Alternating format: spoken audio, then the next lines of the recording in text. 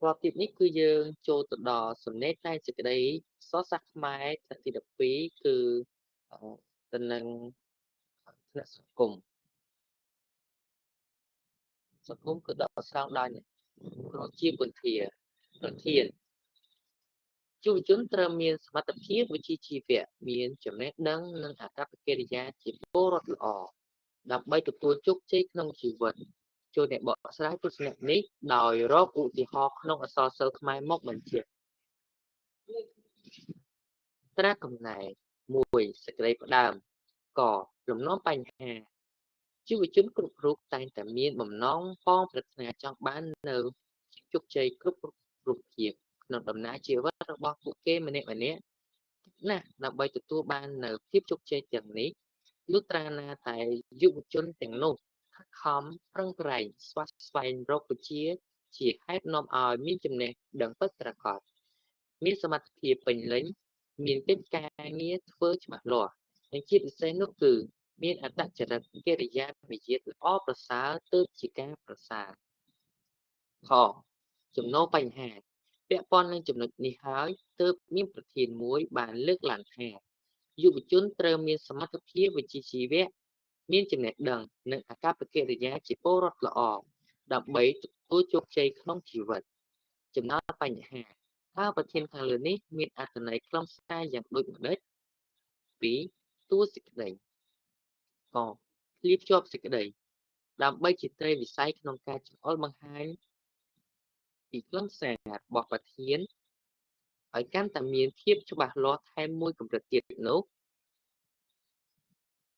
យើងគួរគប្បីស្វែងយល់ពីអត្ថន័យនៃពាក្យគន្លឹះដែលមានក្នុងប្រធានខាងលើនេះជាមុនសិនខពន្យល់ពាក្យយុវជនបានដល់ជនប្រុសស្រីទាំងឡាយសមត្ថភាពវិជ្ជាជីវៈមានន័យថា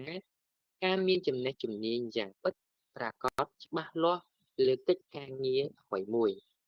ចំណេះដឹងគឺជាការចេះដឹងលើវិជ្ជាផ្សេងៗអាកប្បកិរិយាជាចរិតរឹកពីពលរដ្ឋល្អគឺជាជនប្រជាជនប្រុសស្រីដែលមានលក្ខណៈសម្បត្តិវិជ្ជមានត្រឹមត្រូវជោគជ័យដំណើរនៃការសម្រេចបាននៅបំណងប្រាថ្នាបែបណាមួយគោលបញ្យលនៃប្រធានតាមន័យនេះប្រធានខាងលើសបញ្ជាក់ឲ្យយើងឃើញថាយុវជនប្រុសស្រីទាំងឡាយត្រូវខិតខំប្រឹងប្រែងរៀនសូត្រដើម្បីមានចំណេះលើវិជ្ជានានាមានជំនាញយ៉ាងពិតប្រាកដលើកិច្ចការងាររបស់ខ្លួននិងត្រូវមានចរិតឫកពាល្អត្រឹមត្រូវសមជាកម្លាំងស្នូលរបស់ជាតិនោះជីវិតនឹងសម្រេចបាននៅបំណងប្រាថ្នាផ្សេងៗជាមិនខានឡើយហូបកស្រាយប្រធានតាមការសង្កេតពិនិត្យមើលលើប្រធានខាងលើដែលបានលើកឡើងថាយុវជនមានសមត្ថភាពវិជ្ជាជីវៈមានចំណេះដឹងនិងអាកប្បកិរិយាជាពលរដ្ឋល្អដើម្បីទទួលជោគជ័យក្នុងជីវិតព្រោះថាចំណេះវិជ្ជាគឺជាមាគ៌ាយ៉ាងសំខាន់ដែលជំរុញឲ្យយុវជនមានចំណេះដឹងយ៉ាងពិតប្រាកដមានជំនាញលើកិច្ចការងារច្បាស់លាស់និងបានជួយបណ្ដុះបណ្ដាលយុវជនឲ្យមានចរិតឫកពាត្រូវក្លាយជាពលរដ្ឋដ៏ល្អដែលទាំងនេះហើយជាហេតុជួយឲ្យពួកគេទទួលបានភាពជោគជ័យក្នុងដំណើរជីវិតយ៉ាងចាស់ទៅចង់ខចំណុចទី1យុវជនត្រូវមានសមត្ថភាពវិជ្ជាជីវៈមានដូចជាមានចំណេះចេះដឹងមានចំណេះធ្វើមានជំនាញមួយយ៉ាងតិចគឺគ្រូបង្រៀនគ្រូពេទ្យកសិករកម្មករទាហានអ្នកដឹកនាំជាដើមជាជំនាញសុចរិតមានសមត្ថភាពច្បាស់លាស់លើជំនាញរបស់ខ្លួនយល់ដឹងពីជំនាញដែលខ្លួនបានច្បាស់លាស់គ្រប់ជ្រុងជ្រោយមានគំនិតបង្កើតថ្មីច្នៃប្រឌិតលើជំនាញវិជ្ជាជីវៈរបស់ខ្លួនស្របតាមតម្រូវការសង្គមមានសមត្ថភាព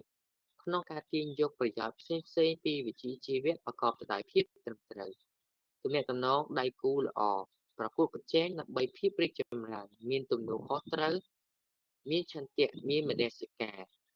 អាចដោះស្រាយបញ្ហាដែលខ្លួនបានជួបប្រទះ អាចចែករំលែកបទពិសោធន៍ចំណេះជំនាញដែលខ្លួនមានទៅកាន់អ្នកដទៃយុវជនត្រូវមានចំណេះដឹងដូចជាត្រូវខិតខំប្រឹងប្រែងសិក្សារៀនសូត្រពីគ្រួសារសាលារៀននិងសង្គមមិនប្រមាថនិងយកចិត្តទុកដាក់ក្នុងការសិក្សារៀនសូត្រមានមនសិការស្វ័យសិក្សាស្រាវជ្រាវរុករកគ្រប់មធ្យោបាយគ្រប់រូបភាពលោកគ្រូអ្នកគ្រូចាស់ព្រឹទ្ធាចារ្យរៀនច្បងប្រព័ន្ធផ្សព្វផ្សាយតាមអ៊ីនធឺណិតនានាមានចំណេះដឹងជ្រៅជ្រះខ្ពង់ខ្ពស់ទូលំទូលាយមានចំណេះដឹងលើផ្នែកអក្សរសាស្ត្រវប្បធម៌អរិយធម៌ប្រវត្តិសាស្ត្រចំណេះដឹងទូទៅចែករំលែកចំណេះដឹងដល់មនុស្សជុំវិញខ្លួន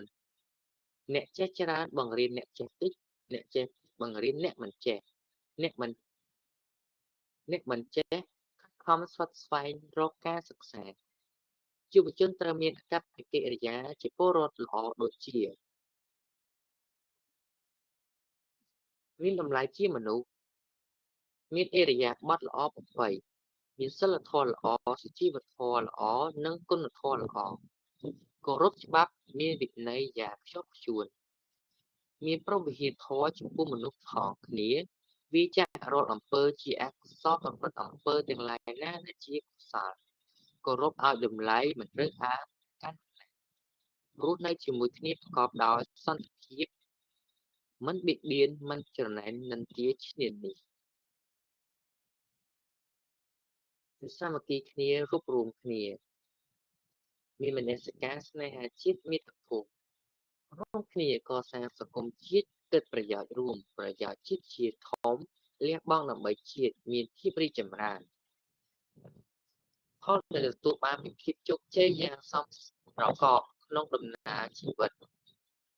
មានចំណេះដឹងច្បាស់លាស់មានការងារធ្វើច្បាស់លាស់មានកិត្តិយសកេរ្តិ៍ឈ្មោះ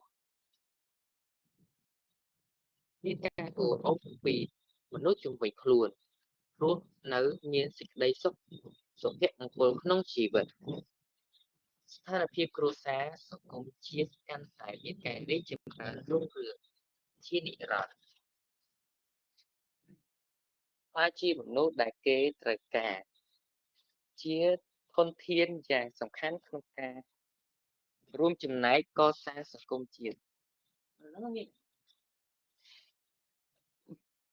អំណាចក្នុងស្នាដៃអក្សរសិល្ប៍ខ្មែររឿងរាមកេរ្តិ៍និយាយពីតួអង្គព្រះរាមដែលខំប្រឹងប្រែងសិក្សារៀនសូត្រជាមួយឥសីពីស្វាមិត្តរហូតចេះចាំចប់គម្ពីរត្រៃវេទ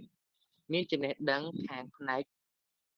សិលសាស្ត្រមានសមត្ថភាពយ៉ាងខ្លាំងក្លាគ្មានដៃគូអាចប្រឡងប្រជែងលើកធ្នូយកនាងឥសីតាដោយជោគជ័យព្រះរាមសុខចិត្តចាកចេញពីព្រះនគរទៅរស់នៅក្នុងព្រៃ14ឆ្នាំមិនប្រទុសរាយជាមួយនឹងនាងកៃកេសីនាំឲ្យកើតមានភ្លើងសង្គ្រាមជាហេតុនាំឲ្យព្រះនគរគ្មានសន្តិភាពប្រជារាស្ត្ររស់រងទុក្ខភ័យព្រោះតែបំពេញការគោរពពាក្យសច្ចៈដែលនេះបញ្ជាក់បានយ៉ាងច្បាស់ថាព្រះរាមជាពលរដ្ឋល្អនិងជាក្សត្រល្អរឿងកុលាបប៉ៃលិននិយាយពីចៅចិត្រដែលខំប្រឹងប្រែងសិក្សារៀនសូត្ររហូតទទួលបានការប្រកាសនីយបត្រមានចំណេះដឹងជ្រៅជ្រះមានការងារធ្វើច្បាស់លាស់ជាកម្មករជីកត្បូងចេះជួសជុលឡានចេះបើកបរឡានចេះកាន់កាប់បញ្ជីត្បូងខិតខំបំពេញកិច្ចការងារបានយ៉ាងល្អចេះដោះស្រាយបញ្ហាពេលមានឧបសគ្គប្រកបទៅដោយភាពជោគជ័យចេះចិត្តមានក្រមសីលធម៌ល្អមានសុជីវធម៌ល្អគុណធម៌ល្អក្នុងការរស់នៅចេះចែករំលែកនិងណែនាំដល់កម្មករផងគ្នាឲ្យរស់នៅស្អាតហូបស្អាតផឹកស្អាតកម្មករលោករតនសម្បត្តិខុននារីគោរពស្រឡាញ់ពេញចិត្តរឿងមាយើងនិយាយពីមាយើងដែលមានមុខរបរជាអ្នកនេសាទពូកែខាងនេសាទដោយការចិញ្ច្រត់ត្រីទោះបីជាខ្លួនក្រីក្រតែមាយើងខិតខំពុះពៀដោយខ្លាចមានថត់មកឡើយមាយើងមានប្រពន្ធពីរទី2ជាស្រីគ្រប់លក្ខ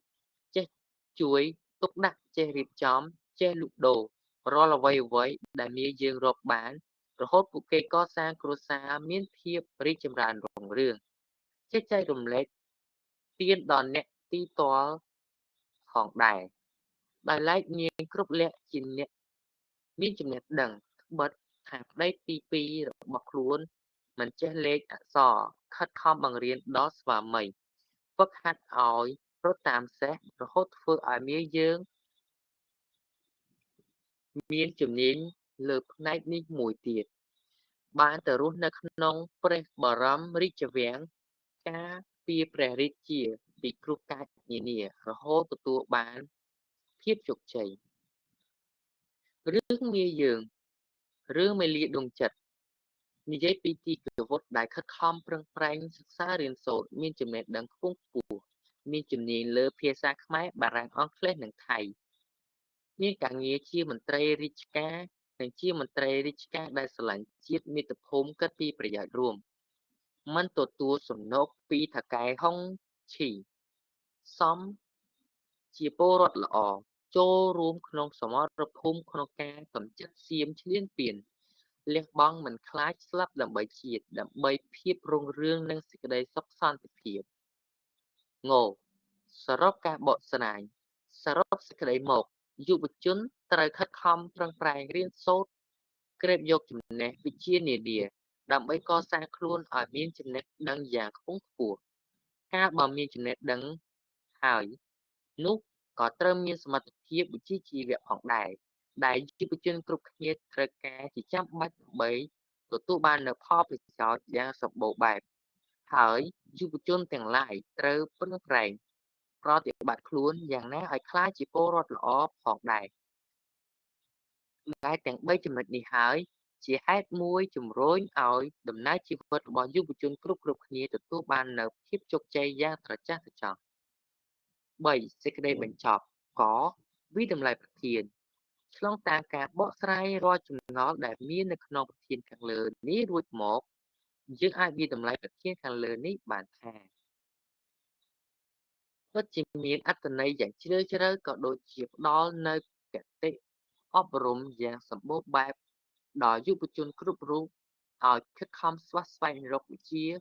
កសាងសមត្ថភាពមានកិច្ចការងារនិងច្បាស់លាស់លើកិច្ចការងារដែលខ្លួនធ្វើក៏ដូចជារៀបចំខ្លួនឲ្យក្លាយជាពលរដ្ឋល្អដែលជាស្នូលយ៉ាងសំខាន់របស់សង្គមជាតិថែមទៀតផងមតិផ្ទាល់ខ្លួនដូចនេះក្នុងនាមយើងជាយុវជនជំនាន់ក្រោយត្រូវមានការខិតខំប្រឹងប្រែងសិក្សារៀនសូត្រទទួលបានចំណេះដឹងដើម្បីកសាងអនាគតខ្លួនឲ្យកាន់តែមានអនាគតល្អនិងរីកចម្រើននិងយកចំណេះវិជ្ជាទាំងនោះជួយទៅដល់សង្គមជាតិឲ្យកាន់តែមានការអភិវឌ្ឍជាបន្តបាទអញ្ចឹងដូចនេះប្រធានទាំងថ្នាក់វិទ្យាសាស្ត្រនិងថ្នាក់សង្គមក៏ឈានទៅដល់ការបញ្ចប់ហើយដែរបាទសូមអរគុណច្រើនសម្រាប់ការតាមដានទស្សនាយើងនឹងជួបគ្នាម្ដងទៀតនៅវីដេអូក្រោយបាទសូម